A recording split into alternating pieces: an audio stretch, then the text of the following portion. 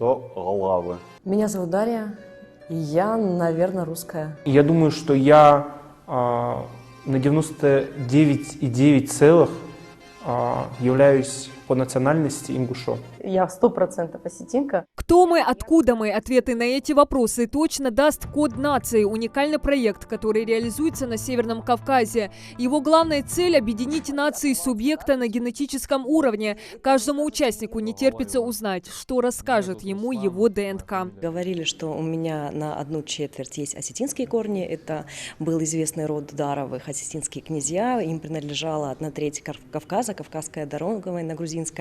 Насколько я знаю, завтра узнаем, насколько они были осетины. Вот. По другой линии тоже очень интересная кровь у отца-матери, насколько нам известно, 100% ассирийская кровь. Тоже достаточно интересный этнос, древний.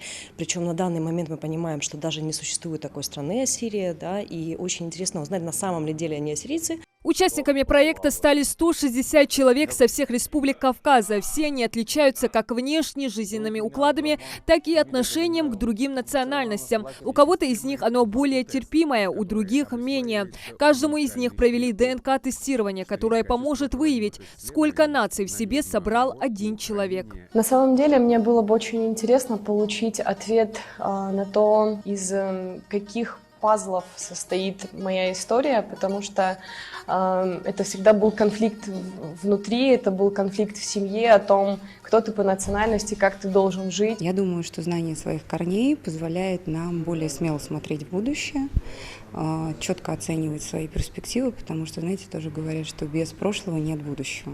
Прежде чем сдать анализы ДНК, все участники прошли тестирование на национализм. Для них было подготовлено порядка 100 вопросов. А после получения результатов им предстоит пройти его еще раз, чтобы сравнить ответы до и после.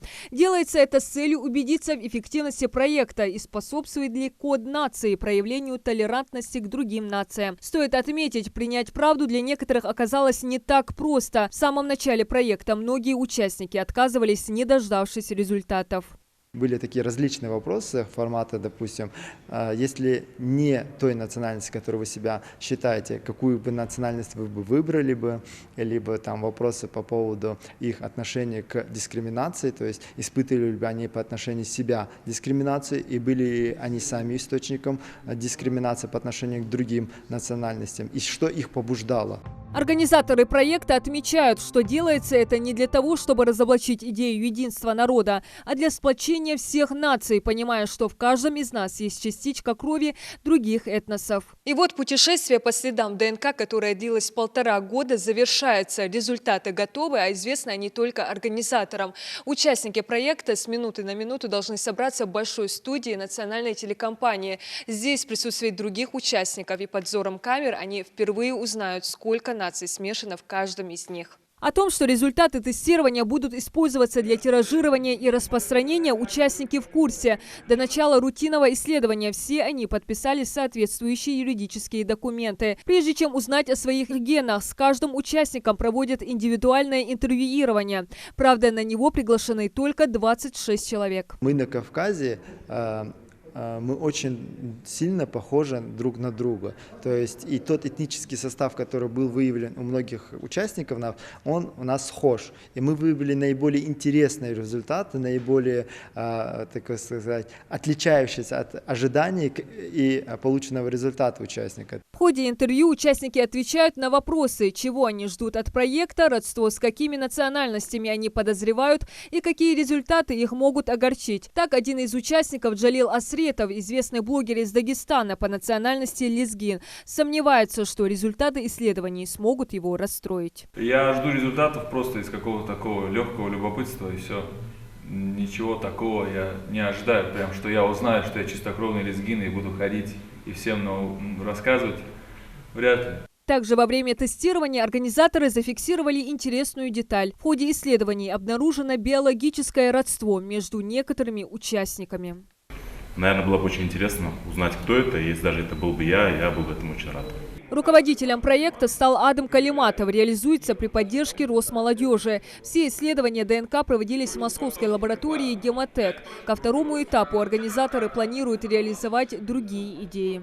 Мы бы хотели бы провести такое, уже сказать, окружное исследование, уже тоже на этнический состав, но больше направлено на выявление родственных отношений. В многих регионах есть двуфамильцы, и то же самое даже в Грузии, допустим. И мы хотим брать уже по 2 представителя каждой фамилии и выстраивать их родственные отношения, посмотреть, приходятся ли они друг друга и есть ли у них один общий предок. И вот первый участник первого этапа, который узнает всю правду об этнических родственниках, раскрывает первый конверт с результатами. Этнический состав 79% Северный Кавказ.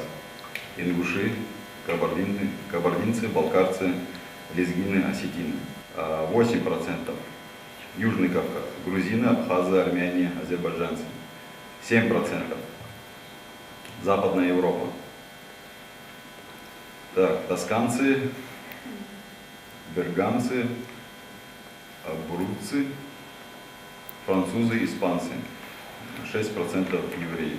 Адам Хутиев признается, что, раскрыв этот конверт, волнение его достигло своего пика. Однако рад, что 79% его этнической составляющей относятся к народам Северного Кавказа. Считают, что это невероятно узнать информацию, которую невозможно найти ни в каких архивах. Ну а результаты ДНК-тестирования других участников, их эмоции, радость или разочарование вы можете узнать в полном выпуске программы, которая выйдет на следующей неделе в эфире Национального ТВ. Диана Дударова, Асхаб Белакиев, Хамзат Халухаев. Новости 24.